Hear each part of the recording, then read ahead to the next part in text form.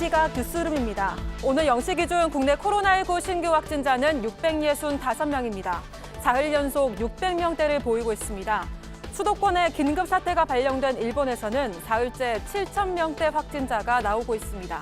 중국도 확진자가 연일 나오는 허베이성 3개 도시에 일주일 동안 집 밖에 나오지 못하게 하는 금종령을 내렸습니다. 여도현 기자입니다.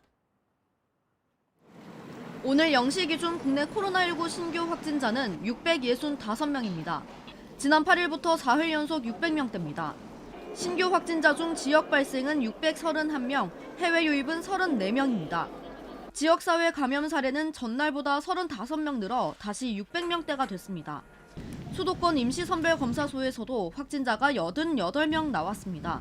임시선별검사소는 한파와 주말의 영향으로 검사 건수도 평소보다 만여 건 줄었습니다. 지난 7일 수도권에 긴급사태를 발령한 일본에선 사흘째 7,000명대 확진자가 나오고 있습니다. 어제 신규 확진자는 7,790명으로 지난 8일에 이어 역대 두 번째로 많았습니다. 누적 사망자도 4,000명을 넘었습니다. 전문가들은 코로나가 장기화되면서 긴급사태 발령 효과가 제한적인 것으로 봤습니다. 중국도 코로나 확진자가 무더기로 나온 허베이성 도시 3곳에 금종령을 내렸습니다. 2천만 명 가까운 인구가 일주일 동안 집에 머물러야 합니다. 중국이 허베이성에 유독 신경을 쓰는 것은 수도인 베이징까지 바이러스가 확산되는 것을 막기 위해서입니다. JTBC 여도윤입니다. 프란치스코 교황이 이르면 다음 주 코로나19 예방 백신을 맞습니다. 교황은 현지 시간 9일 이탈리아의 한 뉴스와의 인터뷰에서 모든 사람이 백신을 맞아야 한다며 다른 사람의 생명까지 걸려있는 문제라고 했습니다.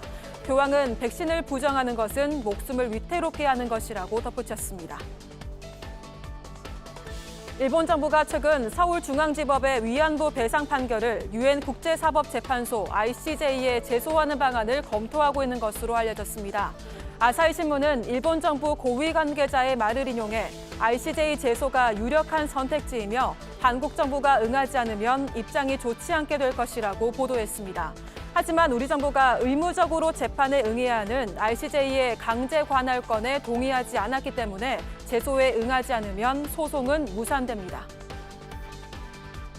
끝으로 날씨입니다. 일요일인 오늘도 대부분 지역에 한파특보가 유지되면서 강추위가 이어지겠습니다. 낮 최고 기온은 전국 대부분에서 영하권을 보이겠습니다. 오후부터는 일부 지역에서 눈이 내리겠습니다. 내일은 오늘보다 최저 기온이 2도에서 5도 가까이 오르지만 여전히 추운 날씨가 이어지겠습니다. 지금까지 이 시간 뉴스룸이었습니다.